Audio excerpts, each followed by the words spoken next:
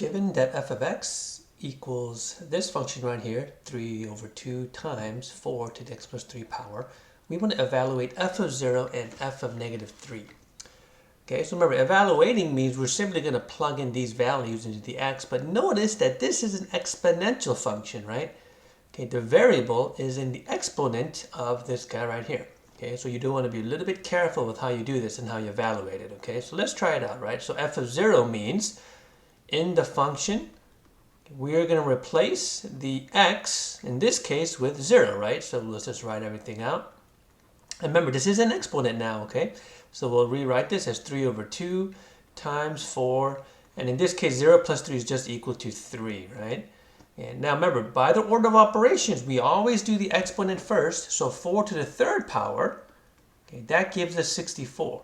Okay, so now we have 3 over 2 times 64. If you want to rewrite it like this, you can, and just make it a little bit easier to deal with, right? Now in this case, we'll just reduce this. 64 divided by 2 is just 32, and then 32 times 3 does give us our final answer here of 96, right? So f of 0 is equal to 96. Remember, that's also a point, right? If you wanted to graph this, right, this would be a point on the graph. What about f of negative 3? All right, so similarly, we are going to take the function and just plug in the negative 3 in the place of that x. Now notice what happens in this case, right? We get 4 to the 0 power. Yeah, well, wait a minute. What is anything to the 0 power? Right? Anything to the 0 power is just equal to 1. All right, so this just equals 3 halves. Okay, so this would be f of negative 3 is equal to 3 halves. Once again, we can consider that as a point on this graph if we actually graphed it out. Okay. Now let's just do one more. Okay, I know it's not on the paper here, but let's try f of negative 5, for example, right? So let's go ahead, we'll plug in the negative 5 in here. And notice now in this case, what happens to the exponent? In this case, we actually get a negative exponent.